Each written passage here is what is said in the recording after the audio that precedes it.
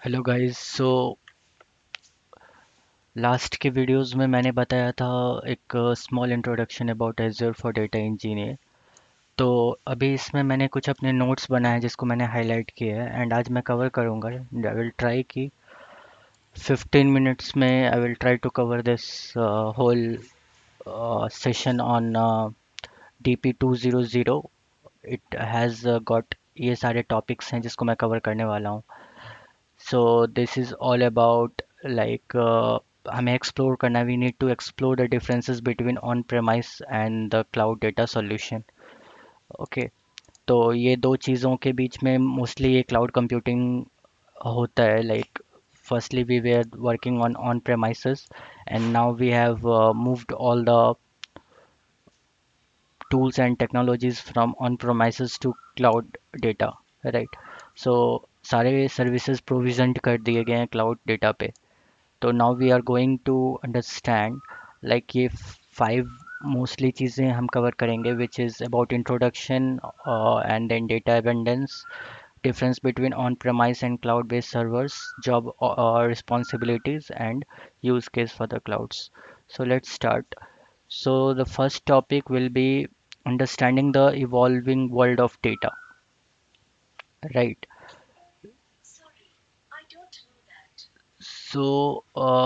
This understanding the evolving world of data contains these topics. जिसका introduction part में start करूँगा. So it is mostly about over the last decade, the amount of data that systems and devices generate has increased significantly, right?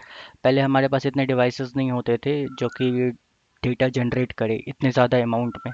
But अभी आप देखो सबके हाथ में mobile phone है, राइट? एंड बहुत सारी laptops, computers, tablets, there are other things also जहाँ से लॉग्स जनरेट होते हैं, जहाँ से हर एक सेकेंड्स लॉग्स जनरेट होते हैं। बैक एंड में बहुत सारे डेटा होते हैं, उस डेटा पे प्रोसेसिंग की जाती है। So because of this increase new technology roles and approaches to working with data affecting data professionals, right? तो डेटा प्रोफेशनल्स का वर्क होता है डेटा से related, and if there are lots of data then उनका headache बढ़ेगा। तो उनका headache बढ़ेगा एंड अगर वो सिर्फ अपने टूल्स एंड टेक्नोलॉजीज जो ऑन प्रेम में डेटा टूल्स प्रेजेंट है, ऑन प्रेम दैट मीन्स उनके पास हार्डवेयर है एंड सारे कंप्यूटर सिस्टम्स प्रेजेंट है। अगर वो ऑन प्रेम पे वर्क करेंगे तो ऑब्वियसली उनको हार्डवेयर को भी देखना पड़ेगा कि like is that going to support that much amount of data. और डेटा भी के भी बहुत डिफरेंट टाइप्स होते हैं। तो अगर वो सिर्फ इसी हार्डवेयर के सेटिंग्स एंड कॉन्फ़िगरेशन पे ध्यान देने लग गए तो they will work less on data and they will having more headache on getting their hardware services configured. So इसमें काफ़ी ज़्यादा टाइम लगेगा. So for that cloud technologies are a good option for those IT professionals, right? So in many industries, data professionals want to understand better how these changes affect both their careers and their daily working lives. Right. To generate value, anyone working with data needs to understand how the data landscape has changed and how roles and technologies are evolving. Right. These are the things. Few something which is not that much important. So in the learning objectives, what are the important things like key factors that drive change in data generation roles and technologies, differences between on-prem data and cloud data technologies, which is a important I think point which we will cover. Now how the role of a data professional is changing in its organization, right? पहले data professionals को बहुत अपने on-prem के hardwares पे ध्यान देना पड़ता था, उनकी कॉन्फ़िगरेशन पे ध्यान देना पड़ता था। Now they need don't need to worry about those things. At cloud ने खुद प्रोविज़न कर दिया है सारी चीज़ें, हार्डवेयर को आप स्केल कर सकते हो up and down according to your need. और जितना यूज़ करोगे सो उसके अकॉर्डिंगली आपको पे करनी पड़ेगी। तो ऑब्वियसली उनका जो रोल था एक डेटा प्रोफेशनल का वो चेंज हो रहा है because of the cloud technologies, right? Now we are going to cover this data abundance. So over the last 30 years we have seen an exponential increase in the number of devices and software that generate data to meet current business and user needs, right?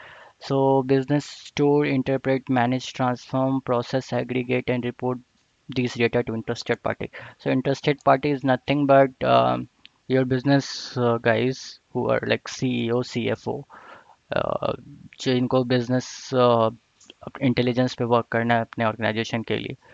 तो वो सारी चीज़ों को क्या करते हैं ना, data को स्टोर करते हैं, उस डेटा पे इंटरप्रिटेशन होती है।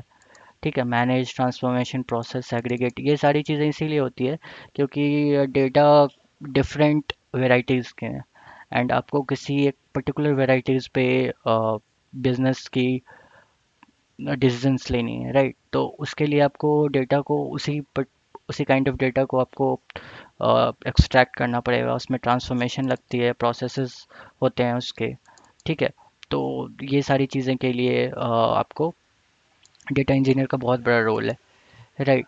तो ये सारे पार्टीज होते हैं जो आई मीन बिजनेस डिसीजन के लिए बहुत ही इम्पोर्टेंट रोल प्ले करते हैं, राइट। ये लोग हमारे अपस्ट्रीम्स होते हैं, डेटा इंजीनियर्स उनके लिए काम करते हैं, राइट। तो now data consumers view data on PCs, tablets and mobile devices, right. इतना तो ठीक है, and they're connected or disconnected, so these are something which you can go through, nothing much important in this. So data forms include data कई तरह के हो सकते हैं, now it can be text, stream, audio, video and metadata, right. So data के बहुत सारे forms होते हैं, स्ट्रक्चर्ड हो सकते हैं, अनस्ट्रक्चर्ड हो सकते हैं और एग्रीगेटेड हो सकते हैं। For structure database, data architects, who is the DA, they define the structure of the schema as they create the data storage in platform technologies such as Azure SQL Database and Azure SQL Data Warehouse। तो वो data architect का ये work होता है कि दे define the structure of the database, right. तो उनके लिए ये प्लेटफॉर्म्स होते हैं जिन पे वो सारे अपने मॉडलिंग करते हैं, which is Azure SQL database and Azure SQL data warehouse. और नो सिक्वल डेटाबेस अगर आपके पास हुए, राइट, तो इसके लिए आपको क्या होता है ना कि आपको स्कीमा बनाने की ज़रूरत नहीं होती क्योंकि ये स्कीमा लेस होते हैं। तो इनके लिए आपको क्वेरी टाइम पे ही स्कीमा बनती है, राइट। तो data can be store in as a file, अगर आपके पास फाइल है तो आप एज योर ब्लॉब स्टोरेज में करोगे। ब्लॉब का फुल फॉर्म होता है बाइनरी लार्ज ऑब्जेक्ट्स। तो ऐसे अगर फाइल्स हुए हैं तो आपको स्टोर करने पड़ेंगे ब्लॉब स्टोरेज में, और अगर नो सिक्वल डेटा है तो आप इसको एजोर के कॉस्मोस डीबी में करोगे। तो ये एजोर कॉस्मोस डीबी काफ़ी इंपॉर्टेंट टॉपिक है एक्चुअली, ये काफ़ी बार आपको पूछा जाएगा एग्जाम्स के पॉइंट ऑफ व्यू से। और एजोर S G insight, right. The data engineers must maintain data systems that are accurate, highly secure and constantly available। तो ऑब्वियसली आपको कॉन्स्टेंटली अवेलेबल करवाना पड़ेगा डेटा को, सो दैट द कंज्यूमर्स या फिर जिनकी रिक्वायरमेंट है वो डेटा को हमेशा पाएँ अपने पास, राइट। तो आप नहीं चाहते हो कि आप जब भी फेसबुक चला रहे हो या कोई भी ऐसी सोशल मीडिया प्लेटफॉर्म्स पे कुछ भी आप चला रहे हो एंड वो अचानक से क्रैश हो जाए। सो यू वांट कि आपके सारे डेटा आपके पास हमेशा मौजूद रहें। तो उस चीज़ को अवेलेबल करवाने के लिए इतने सर्वर्स पे वर्कलोड होता है, बट उसको लोड बैलेंसिंग करने का सारा टेक्नोलॉजीज़ जो यूज़ होता है उस पे, उसके बैक एंड में डेटा इंजीनियर्स उस पर वर्क करते हैं कि लाइक वो सब कुछ अवेलेबल हो टाइम पे। And there is an act which GDPR regulation act है, जिसके तहत लाइक आपके जो सिस्टम्स होते हैं वो कॉम्प्लाई करने चाहिए, राइट। एक ये इनका लॉ होता है फॉर डेटा के लिए, एक लॉ होता है GDPR। सो अगर आप डेटा इंजीनियर हो तो आपको ये पता होगा GDPR के बारे में, लाइक आपका जो डेटा है वो मान के चलो, एक आपको सिंपल एग्जांपल देता हूँ, लाइक आप डेटा स्टोर कर रहे हो एंड कुछ रिस्की डेटा है आपके पास, कुछ भी हो सकते हैं लाइक क्रेडिट कार्ड का डिटेल्स या फिर something which can not be exposed. तो ऐसे में एक रेगुलेशन प्रोटेक्शन एक्ट होती है जिस पे डेटा के प्रोटेक्शन के लिए आपको वैसे स्टैंडर्ड्स लेने पड़ेंगे, वैसे मेजर्स लेने पड़ेंगे जिससे कि आपका डेटा एक्सपोज ना हो कंज्यूमर्स के पास, मतलब गलत हाथ में ना जाए। तो ये एक छोटा सा एग्जांपल है जो आपको मैंने दिया है, राइट। तो ये सब आपका जैसे डेबिट कार्ड और क्रेडिट कार्ड होता है तो उसके लिए एक PCI DSS होता है, payment card industry data security standard. तो इससे कॉम्प्लाई करना चाहिए। तो ये सारी चीज़ें हैं। सो नाउ अब आगे बढ़ता हूँ मैं थर्ड पॉइंट पे, which is understanding the difference between on prem and cloud based servers. तो ऑन प्रेमाइजेस तो वेरी कॉमन है, जो कि सारे हार्डवेयर कंपोनेंट्स को आप इंस्टॉल करो, अगर आपकी रिक्वायरमेंट बढ़ेगी तो आपको फिर हॉरिजॉन्टली स्केल करना पड़ेगा आपके सिस्टम्स को, but which can be like pretty much expensive for management के पर्सपेक्टिव से भी। एंड उसकी मेंटेनेंस एंड स्केलिंग काफ़ी डिफ़िकल्ट हो जाती है ऑन प्रेम में। बट क्लाउड बेस्ड सर्वर्स में आपको कुछ करने की ज़रूरत नहीं, आपको एक माउस क्लिक से ही आप एक इंस्टेंस क्रिएट कर सकते हो कोई भी मशीन की, and which can be scaled up and down, right. तो वो बहुत ही ईजी हो जाता है क्लाउड बेस्ड सर्वर्स में। सो traditional hardware infrastructure components near the end of their life cycle, many organizations consider digital transformation projects, right। तो ये digital transformation project ऐसा प्रोजेक्ट है जिसमें बिजनेस क्या कर रही है कि उनको भी अपना खर्च बचाना है। तो वो लोग क्या करेंगे, जो आपके हार्डवेयर कंपोनेंट्स इतने सारे आईटी में पड़े हैं, और अब काफ़ी सॉफ्टवेयर्स को वो अगर काफ़ी आपके बड़े सॉफ्टवेयर्स हैं तो शायद वो सपोर्ट नहीं कर पाए। तो ऐसे में आपको फिर से एक हार्डवेयर मशीन लेनी पड़ेगी। तो बट ये ऑर्गेनाइजेशन मूव कर रहे हैं क्लाउड पे, तो वो डिजिटल ट्रांसफॉर्मेशन प्रोजेक्ट के अकॉर्डिंगली वो सारा कुछ को क्लाउड पे माइग्रेट कर रहे हैं। एंड क्लाउड पे वंस माइग्रेट हो जाएगी तो आपको फिर ऑन प्रेमाइसेस उतने हार्डवेयर्स की ज़रूरत नहीं पड़ेगी, राइट। तो ये सारी चीज़ें हो गई ऑन प्रेमाइसेस इन्वायरमेंट। तो ऑन प्रोमाइसेस इन्वायरमेंट के कुछ पॉइंट्स हैं, आई मीन कुछ चैलेंजेस हैं जो कि मैं आपको बताऊंगा।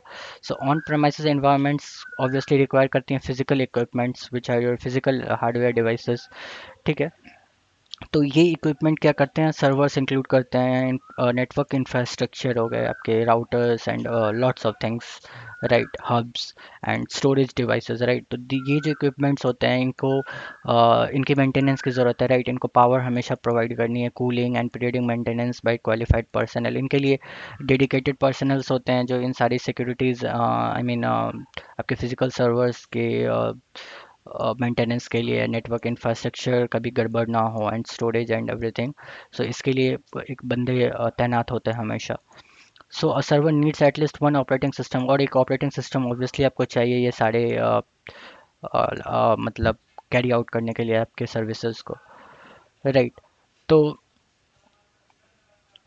आपको अगर मेंटेनेंस में जाऊँ तो ऑन प्रेमाइसेस के पास मेंटेनेंस काफ़ी लगता है, राइट। तो किस किस चीज़ के लिए, हार्डवेयर के लिए, फर्मवेयर के लिए, drivers, BIOS, operating system software and antivirus software, इन सारी चीज़ों के लिए आपको मेंटेनेंस की ज़रूरत होती है। तो ऑर्गेनाइजेशंस यही चाहते हैं कि जहाँ भी बचा सकें वो खर्च को वो बचा पाएँ। बट आप समझो कि अगर आपने किसी को 16 GB रैम की एक लैपटॉप सिस्टम दे दी, ठीक है, उसको बहुत हाई एंड कॉन्फ़िगरेशन का वो लैपटॉप है, बट मान के चलो कि वो आगे चल के आपको उसकी रिक्वायरमेंट ही नहीं है, या किसी बंदे को उनकी उतनी रिक्वायरमेंट नहीं है as per point of business point of view से, तो वो ऑब्वियसली वहाँ पे आपका जो इन्वेस्टमेंट लगा है on that laptop, that will B that want be making any sense, right. तो ऐसे में आप उसको स्केल डाउन नहीं कर सकते हो, that will be quite difficult for you. So ये सारी चैलेंजेस हैं जहाँ पे काफ़ी मुश्किलों का सामना करना पड़ता है। Now scalability. So scalability is like, अगर आपके पास 8 GB की रैम है, now you want to 16 GB आपको रैम चाहिए, बट नाउ आप 16 GB आपने फुल कर लिया, मतलब लाइक आपके लैपटॉप का हाई एंड सपोर्ट 16 GB का है, एंड आपने ऑलरेडी उतना रैम इंस्टॉल किया, but now you want to scale that according to your need, you can not do that, right. तो उसके लिए आपको फिर एक नई सिस्टम को खरीदनी पड़ेगी, and that will again cost you lots of money. तो राइट, तो ये सारी चीज़ें ही इसमें लिखी हुई है और कुछ भी नहीं है ऐसा। सपोर्ट के लिए बोला गया है कि like 100 of vendors sell physical server hardware and means एक सर्वर एडमिनिस्ट्रेटर होते हैं, उनको पता होता है कि लाइक आपके जो सर्वर एडमिनिस्ट्रेटर्स हैं उनको सारी प्लेटफॉर्म्स के बारे में आइडिया रहता है, एंड वो क्या करते हैं ना, राइट, कि जैसे आपका अब वो सर्वर एडमिनिस्ट्रेटर का वर्क होता है, जैसे वो they are required to administer maintain and support on premise. तो जितने भी आपके ऑन प्रेमिस सिस्टम है उसमें कुछ भी आपको related related to your something failures, server failure हो गया, या फिर आपकी हार्डवेयर कंपोनेंट सपोर्ट नहीं कर रही है, so lots of like this technical guys server administrators वो ऑन प्रेम का सारा ख्याल रखते हैं। ऑन प्रेम मतलब आपके हार्डवेयर या फिर आपके जो भी नेटवर्किंग हो से रिलेटेड हो गया, स्टोरेज से रिलेटेड हो गया, उन सारी चीज़ों का ख्याल रखते हैं। बट ये काफ़ी मुश्किल होता है उनको हायर करना, एंड सिंस अगर आप देखोगे कि तो डिफरेंट टाइप की प्लेटफॉर्म्स होती है, बनी बिल्ट अप होती है, लाइक एक हार्डवेयर में आप बहुत सारी ऑपरेटिंग सिस्टम या कई तरह की उसके अंदर बैक एंड में रहता है, विच becomes very difficult for system administrator to take control upon that, right? अगर 100 सिस्टम आपके पास 100 तरह की उसकी कॉन्फ़िगरेशन है बैकएंड में, लाइक किसी कोई पाइथन यूज़ आई मीन कोई लिनक्स यूज़ कर रहा है and someone is using Windows, someone is using Mac OS, तो इन तीनों का तो कुछ कॉमन प्लेटफॉर्म तो है नहीं, लाइक तीनों की ऑपरेटिंग सिस्टम डिफरेंट है। तो अगर कोई सॉफ्टवेयर उनके टॉप पे बिल्ट है और उसमें कुछ इशू आ रही है तो सर्वर एडमिनिस्ट्रेटर्स को काफ़ी हेडेक होगा उनके अकॉर्डिंगली एडजस्ट करने में। So there is no common thing in between those. But ये क्लाउड टेक्नोलॉजीज में क्या होता है कि सारा एक कुछ कॉमन है जो कि आपको प्रोविजन कर दिया गया, आप मैक ओएस में चलाओ या कहीं भी चलाओ, that will B platform independent, right? अब मल्टीलिंगुअल सपोर्ट है कि that in on premises multilingual support आपको नहीं मिलेगा जो कि आपको क्लाउड में मिलता है obviously. So that will be again difficult, और multilingual means different kind of language का सपोर्ट नहीं मिलेगा आपको। एंड और ओनरशिप का में मतलब आप अगर एक कोई बिजनेस चला रहे हो, राइट, तो आपको उसमें hardware software licensing, data centre का ओवरहेड, ये सारी चीज़ों का जो कॉस्ट है ये आपको बियर करना पड़ेगा अगर आप ऑन प्रेम पे काम कर रहे हो और आपने अभी तक क्लाउड पे मूव नहीं किया है, राइट? सो अगर ऑन प्रेमाइसेस की सर्वर अगर मैक्सिमम कैपेसिटी है, तो अगर आपको थोड़ी सी भी मान के चलो, यही मैंने आपको लास्ट में टाइम बताया था, अगर आपकी मैक्सिमम कैपेसिटी पे आप चला रहे हो, दैट मीन्स अगर आपकी लैपटॉप की कॉन्फ़िगरेशन 16 GB की, आपने फुल 16 GB की यूज़ कर ली, और मान के चलो उसमें सिर्फ अब फ्यू MB की आपको और रिक्वायरमेंट है, मान के चलो, और like you want to use some software on top of that which requires more storage. So at that point of time वो आपका सिस्टम फेल कर जाएगा बिकॉज उसकी कैपेसिटी ही उतनी नहीं है। So for that, even for that incremental increase, आपको एक नई रिसोर्स की ज़रूरत पड़ जाएगी and that will again cost you lots of money. But आप अगर ध्यान से सोचो तो यहाँ पे आपको पूरी सिस्टम खरीदने की ज़रूरत नहीं थी, आपको शायद कुछ MB या कुछ GB आपको और स्टोरेज चाहिए होगा, तो वहाँ पे स्टोरेज की ज़रूरत थी, एंड फॉर दैट स्टोरेज अगर आप क्लाउड पे रहोगे तो आप इजीली स्केल कर पाओगे and that is actually a good thing, right? तो कैपिटलाइजेशन वही सारी चीज़ें होती है कि बिजनेस पहले से ही एक सेट करके रखता है कि लाइक इतने कैपिटल हमें प्रोविज़न करनी पड़ेगी हार्डवेयर के लिए, इतना लेना पड़ेगा, बट अगर उसमें कुछ भी इंक्रीमेंटल चेंज आता है देन अगेन उनको काफ़ी मुसीबतों का सामना करना पड़ता है। Now the third, these are cloud environments. अभी तक मैंने आपको ऑन प्रेम का बताया था कि डिसएडवांटेज क्या है, बट क्लाउड इन्वायरमेंट्स में क्या फ़ायदे की चीज़ें हैं ये आप देखो, that physical and logical infrastructure to host services these to their subscribers।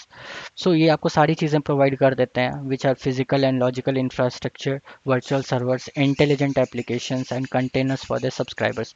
तो आपको सिर्फ क्या करना है ना, सब्सक्राइब करना है उनके सर्विसेज को and you will get all those things without going to purchase something at your office location। So different from on premises, ये सारी चीज़ें आपको प्रोविज़न कर दी जाती है।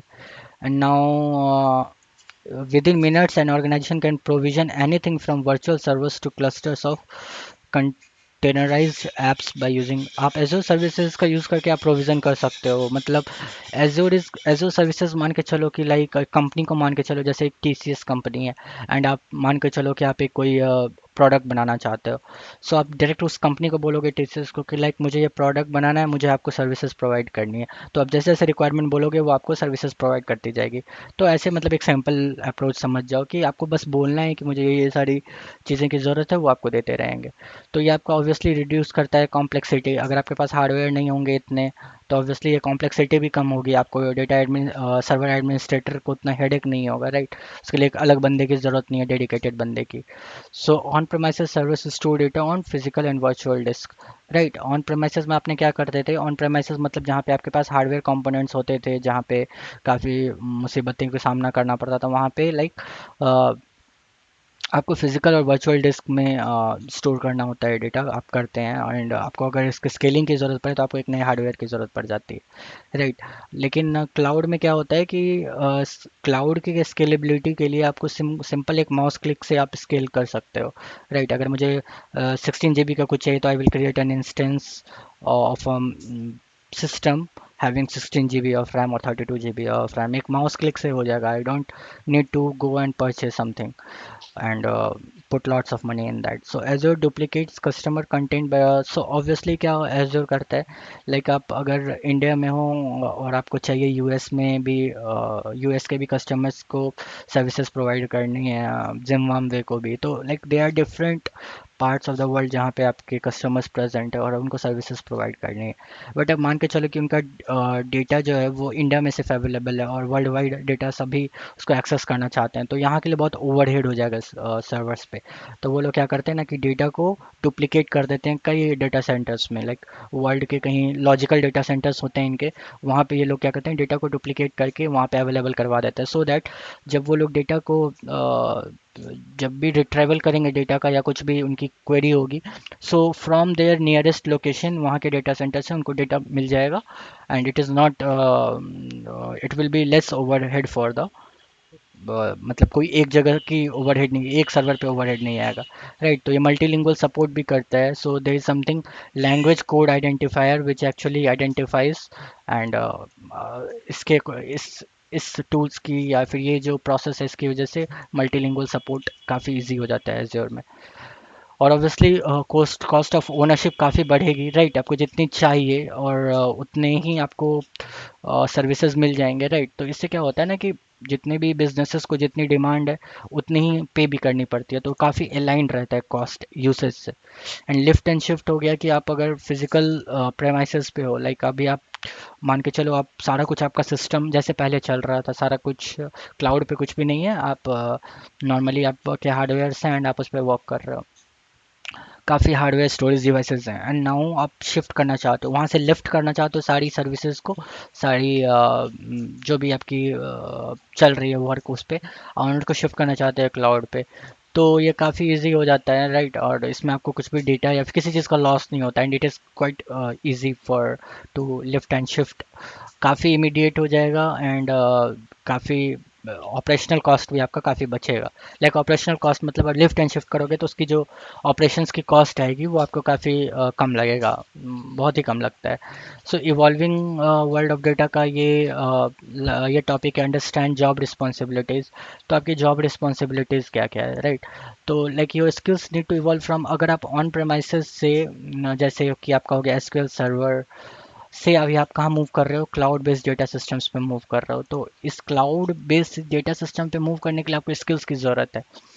तो अभी बोल रहे हैं कि if you are a SQL server professional, तो ऑब्वियसली आपको SQL सर्वर पे इतनी ध्यान नहीं देनी पड़ेगी, उसकी मेंटेनेंस पे इतनी ध्यान नहीं देनी पड़ेगी, कितना स्केल अप डाउन करना है उसके लिए आपको हार्डवेयर खरीदना है इसकी ज़रूरत नहीं, इतनी दिमाग आपको नहीं लगानी है. तो आपको मोस्टली आप डेटा पे ज़्यादा वर्क कर पाओगे, वो सारी कुछ हैं जो भी चीज़ें वो एक माउस क्लिक से आपके प्रोविज़न हो जाएंगे थ्रू क्लाउड. अब एसक्यूएल सर्वर के प्रोफेशनल्स जो है ऐसा कहा जा रहा है कि they only work with generally work with R D B M S system, जहाँ पे काफ़ी स्ट्रक्चर्ड होते हैं डेटा, राइट. जहाँ पे स्कीमा के साथ डेटा बने होते हैं, मतलब सारे उनके प्लेटफॉर्म्स वैसे ही होते हैं जहाँ पे टेबल्स रोज एंड कॉलम्स वाली चीज़ें आ जाती है. तो data engineers also work with unstructured data, but data engineer एक थोड़ा वास्ट टर्म हो गया. मान के चलो सिक्वल सर्वर के जो प्रोफेशनल हैं वो रिलेशनल डेटाबेस पे काम करते हैं जहाँ पे रोज एंड कॉलम्स की कॉन्सेप्ट आती है, बट डेटा इंजीनियर्स थोड़ा वास्ट टर्म हो गया जहाँ पे वो लोग सिर्फ पर्टिकुलरली डेटा पे ज़्यादा ध्यान देते हैं. तो मैं इसको अगर आपको सिंपल वे में बताऊँ तो जैसे सिक्वल सर्वर डेटा प्रोफेशनल मान के चलो कि ऐसे बंदे हो गए जो जैसे एक सिंपल सा एग्जांपल दूं तो बहुत छोटे यूनिट पे काम करते हैं. अ, जैसे लोकल डॉक्टर्स आपके हो गए गांव वगैरह में जो रहते हैं, वो लोग छोटा छोटा उपचार करते हैं, छोटी छोटी चीज़ें की दवा देते हैं.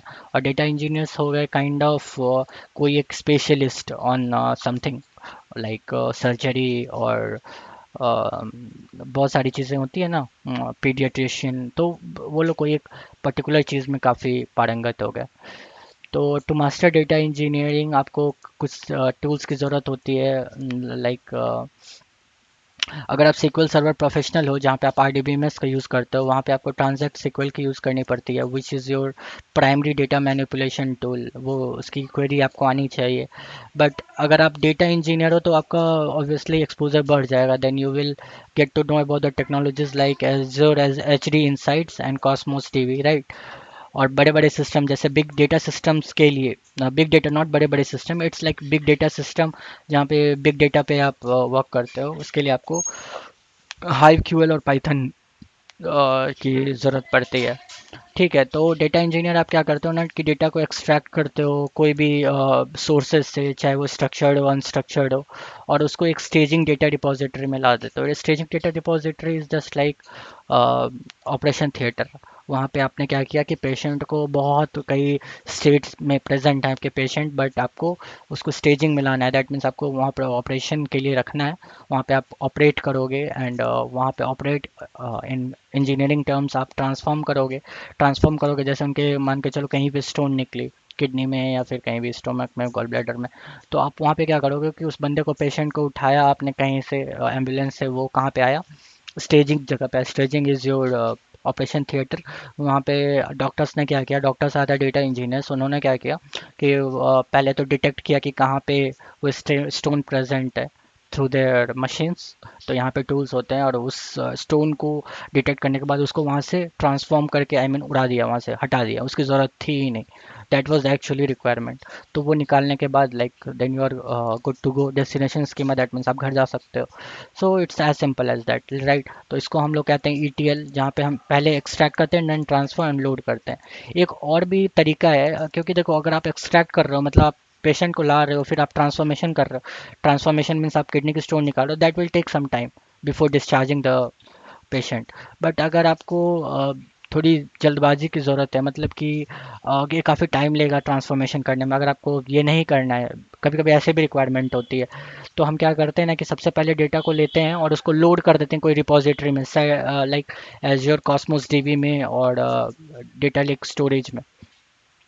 तो पहले क्या करते हैं हम कि लोड कर देंगे डेटा को। तो ये इट्स लाइक कि जितने भी पेशेंट आ रहे हैं, अगर 10 पेशेंट आए और आपको अभी बहुत जल्दी उनको ट्रीटमेंट की ज़रूरत है, तो आप क्या करोगे कि 10 को टेम्परेली डाल दोगे एक बड़े से हॉल में, राइट। एंड वहाँ हॉल में डालने के बाद आप उसके बाद ट्रांसफॉर्म करोगे, मतलब किडनी के स्टोन्स निकालोगे इकट्ठे। तो that will be like too fast. एक एक करने मतलब एक्सट्रैक्ट करो फिर ट्रांसफॉर्म करो लोड करो, उससे बेटर है कि आप एक्सट्रैक्ट करके लोड कर दो पहले, फिर ट्रांसफॉर्मेशन करते रह जाओ। अब moving from implementing to provision servers, तो यही है कि SQL सर्वर प्रोफेशनल्स जो रहते हैं वो ऑन प्रेमाइज SQL सर्वर पे वर्क करते हैं मोस्टली, राइट। मैंने आपको बताया था RDBMS पे वो ज़्यादा वर्क करते हैं। बट अगर आप डेटा इंजीनियर हो, देन आपको, अगर आपको सिंपल डिप्लॉयमेंट करनी है, मतलब कि मान सिंपल आपको किसी बंदे को डिस्चार्ज करना है हॉस्पिटल से, तो ज़रूरत नहीं है कि आपको बहुत सारे टूल्स की ज़रूरत करनी पड़े, आप बहुत सारी मेडिकल टूल्स की यूज़ नहीं करोगे। आप सिंपल टूल्स को यूज़ करके, like same in the same way हमारे पास एक वेब यूज़र इंटरफेस होता है, मतलब वेब पेज पे ही हम सारे डिप्लॉयमेंट्स कर सकते हैं एप्लीकेशन के। बट अगेन अगर आपकी कॉम्प्लेक्स डिप्लॉयमेंट है, मतलब लॉट्स इंटीग्रेटेड एप्लीकेशन है, देन इन दैट केस आपको क्या करना पड़ता है ना, not integrated kind of complex application है, तो उस केस में आपको क्या करना पड़ता है, like you have to make some powerful scripts using Python or something like that so that it can automate things। तो ज़्यादा ओवरहेड ऑब्वियसली फिर से नहीं पड़ेगा।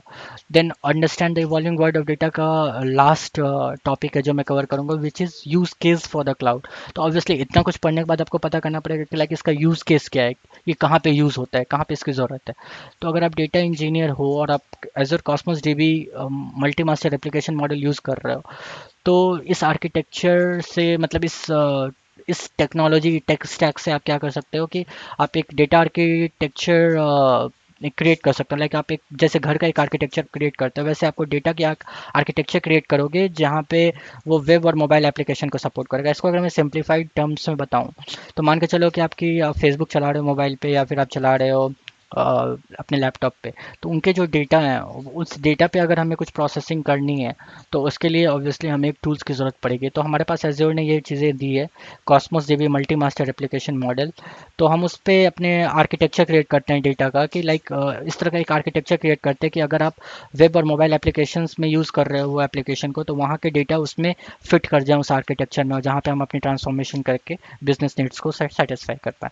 हेल्थ केयर इंडस्ट्री में क्या होता है कि हमें काफ़ी डेटा होते हैं हेल्थ केयर इंडस्ट्री में, लाइक फार्मास्यूटिकल्स हो गए एंड हॉस्पिटल्स हो गए। वहाँ के जो डेटा होते हैं उनको अगर स्टोर करना है तो एजो डेटा ब्रिक्स में हम स्टोर करते हैं, क्योंकि इसके बाद हमें एनालिटिक्स करनी है। तो उतने सारे डेटा को स्टोर करने के लिए एजो डेटा ब्रिक्स में हम लोग डेटा पे ऑपरेशन करते हैं। वहाँ पे big data analytics and AI solutions carry होती है, राइट।